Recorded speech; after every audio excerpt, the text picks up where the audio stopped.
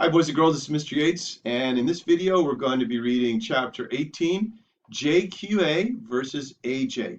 Hopefully as I read the chapter to you, you'll get an idea of who JQA is and actually who AJ is. Let's go and get started.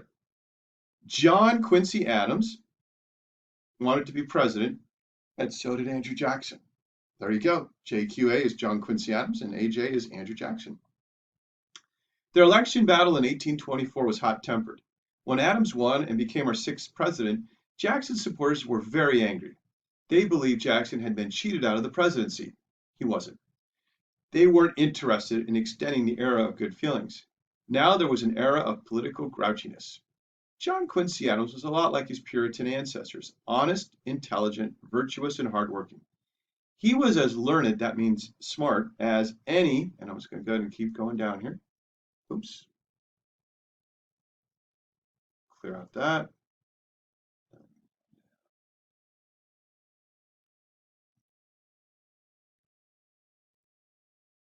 So John Quincy Adams was as smart as anyone who had ever sat in the White House.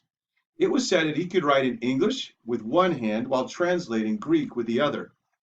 But he wasn't much fun to have around. He was just too serious.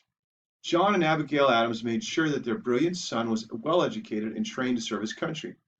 When he was 14 years old, he went to Russia as secretary to the U.S. ambassador. Young Adams spoke fluent French, the language of the Russian court. The American ambassador could hardly sputter a word of that language. After that, John Quincy was always studying or serving his country. He had some of the best ideas any president has ever had, but he didn't know how to deal with people. His braininess made him seem aloof. That means kind of snobby and doesn't want to talk to people. In addition, many Southerners feared that Adams wanted to end slavery, and they were right. So there were many who opposed him. But John Quincy Adams was a very capable president. It was shyness that kept him from relating well to people. He wasn't pompous or stuck up. He just didn't know how to chat. Newspaper reporter Anne Royal found a way to get him to talk. She discovered President Adams swimming in the Potomac River and sat on his clothes, which were on the riverbank. There wasn't much the president could do but answer her questions. J.Q. Adams may have been the best prepared president ever, but some found him tiresome. President John Adams hadn't been able to get himself reelected for his second term, and neither could his son.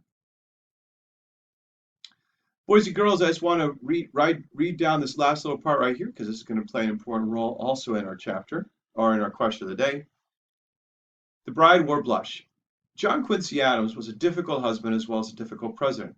His wife Louisa once complained that hanging and marriage were strongly assimilated. That means she thought being married was kind of like being hung, I guess. On one occasion, Louisa was given some rouge, that's some makeup, by the Queen of Prussia, who thought she looked pale. When Louisa decided to wear the rouge to an opera performance, she found it relieved the dullness of my homemade dress and made me look quite beautiful. When JQA, and you know who that stands for, saw it, he got angry, grabbed the towel and wiped it off. Louisa was very upset.